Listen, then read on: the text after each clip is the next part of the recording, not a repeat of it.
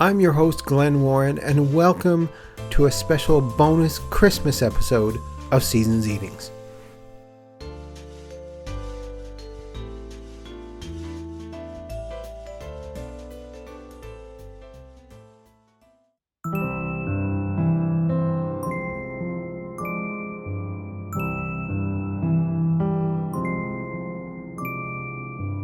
Gaze upon the sky, Christmas on my mind, somewhere from a place up high above. There's a song of love traveling afar, seeking us to warm up every heart, to be our light into the night. Bless us with a moment of serenity. Let it come to bloom, joyful Christmas news.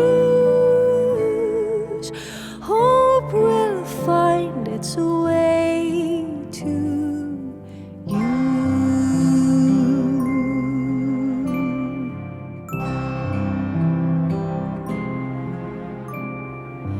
Peaceful little lights, Christmas on my mind, somewhere from a place up high above. There's a special star shining from afar, seeking us to warm up every heart, to be our light into the night. Bless us with a moment of serenity.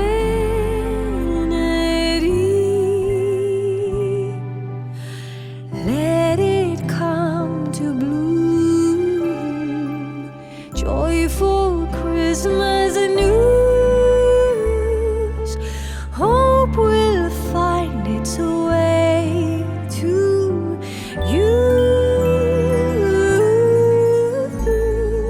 Hope will find its way to you.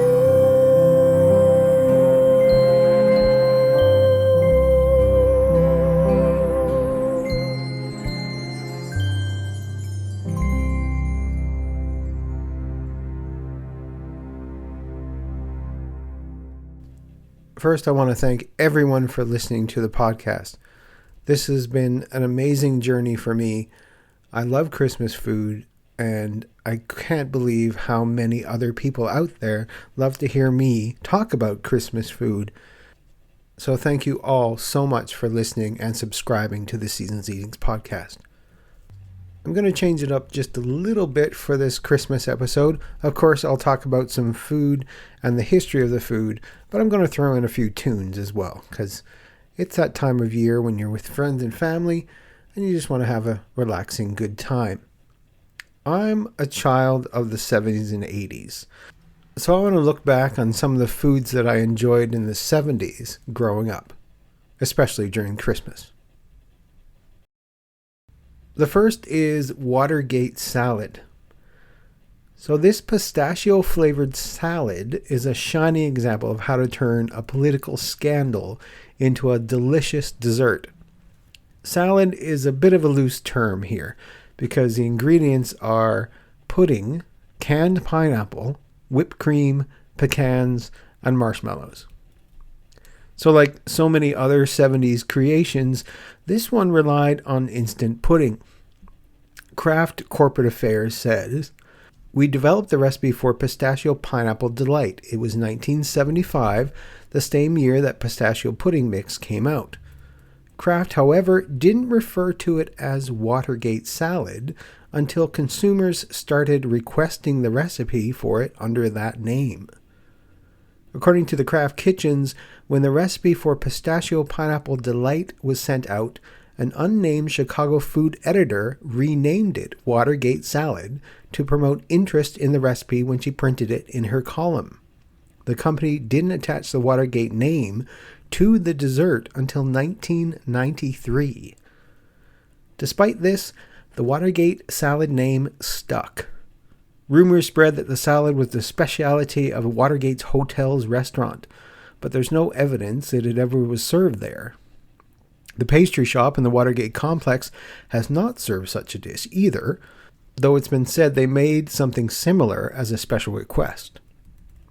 The Watergate salad's roots can be seen in any number of fruit and fluff desserts that came from the instant gelatin boom. One precursor is a whipped cream and pineapple dish whose recipe was published in a newspaper in Kansas in 1913. There's also a similarity between Watergate salad and ambrosia salad, which is still found in many markets. The recipe for Watergate salad is very mid-century. Jet Puff marshmallows, the Jello pudding, Cool Whip, conveniently all of these brands are now owned by Kraft, and even the groovy green shading, they all scream retro chic. It's a throwback to a time when powders and whips had the tinge of science and sophistication. I remember this salad fondly, especially the Kraft pistachio pudding mix. I loved getting a green tinged pudding in my dessert, especially with the little pistachio bits stuck in between. And of course, what kid doesn't like Jello pudding?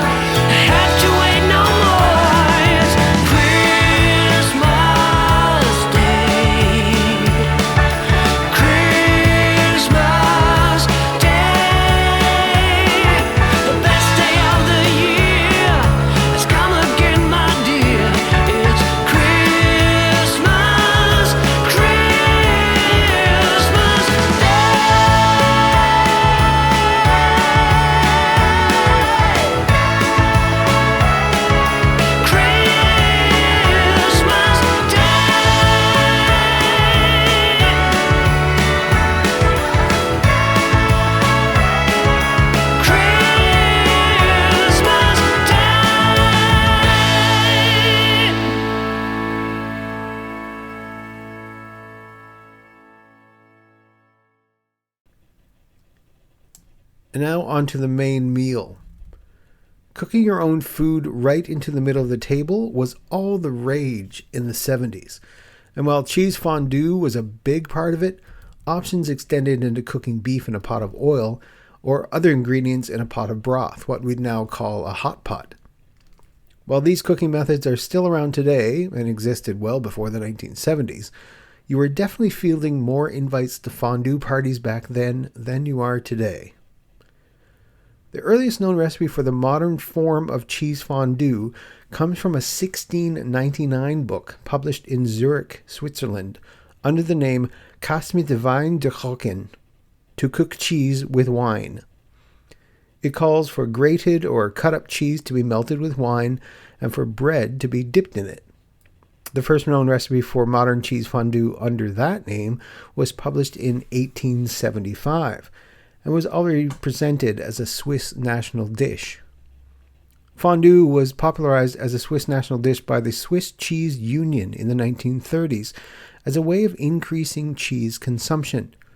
The Swiss Cheese Union also created pseudo-regional recipes as part of the spiritual defense of Switzerland.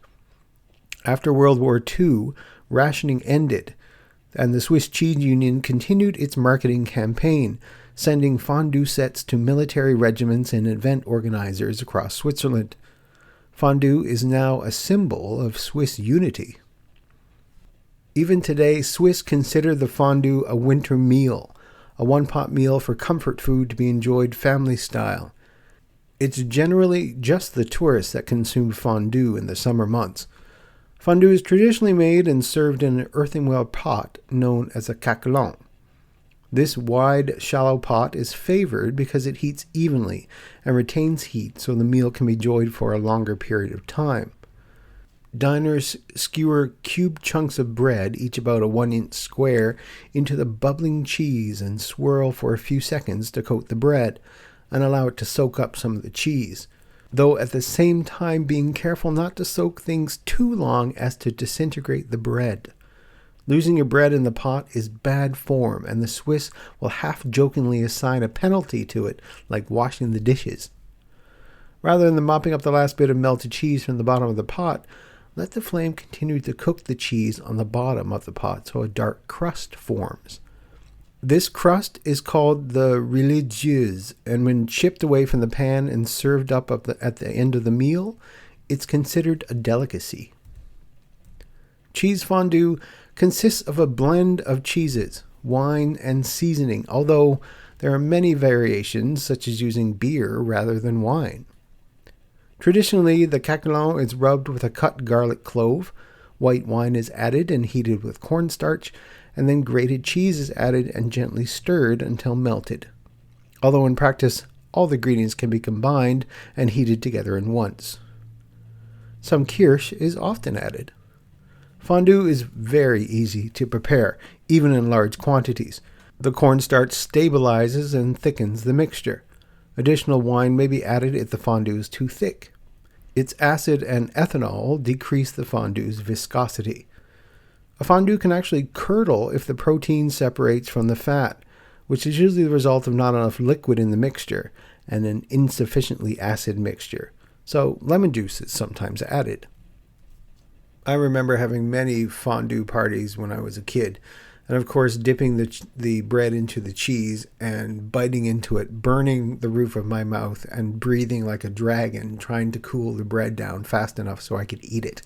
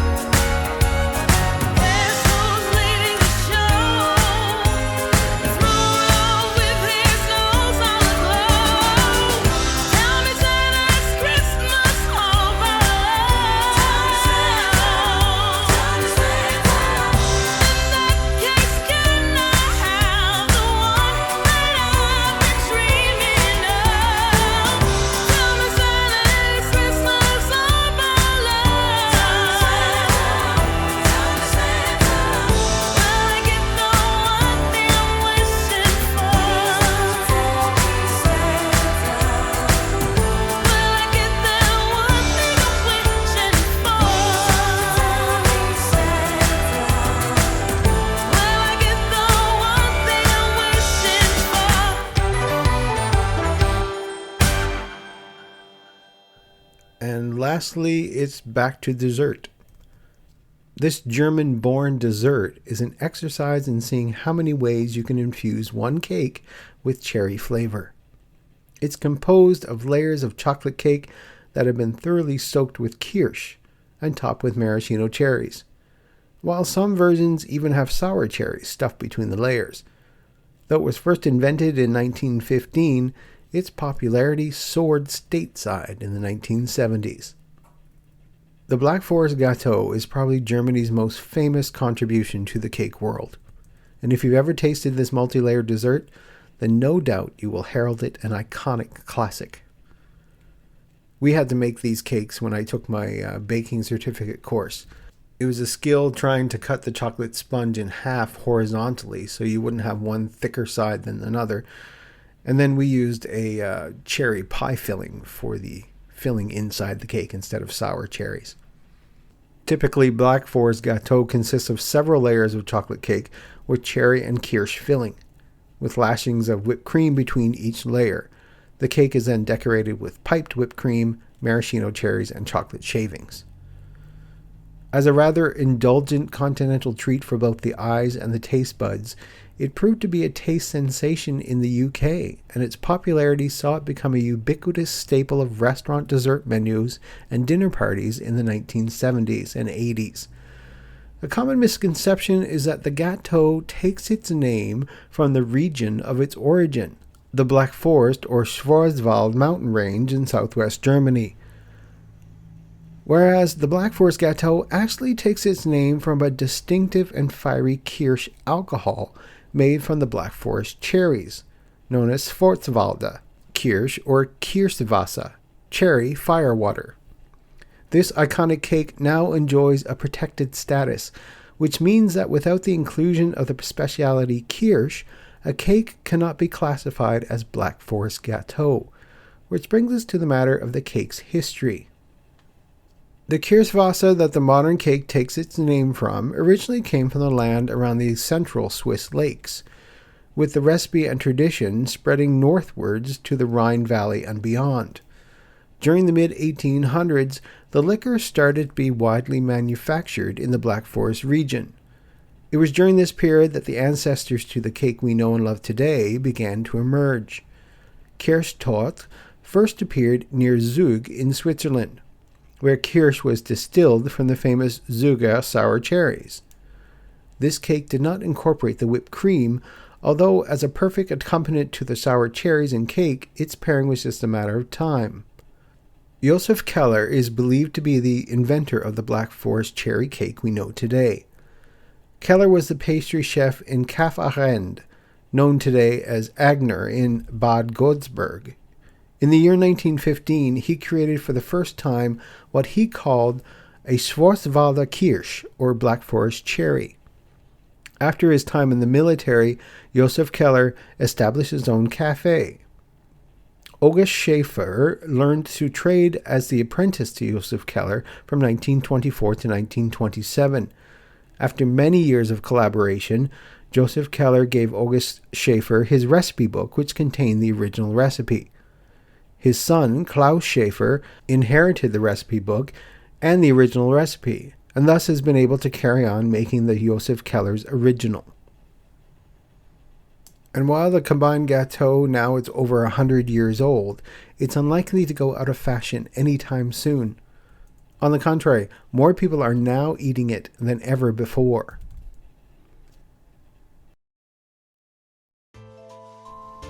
Thank you all for listening to this serving of Seasons Eatings. Again, I want to wish you all a Merry Christmas, Happy Holidays, and a safe and prosperous New Year.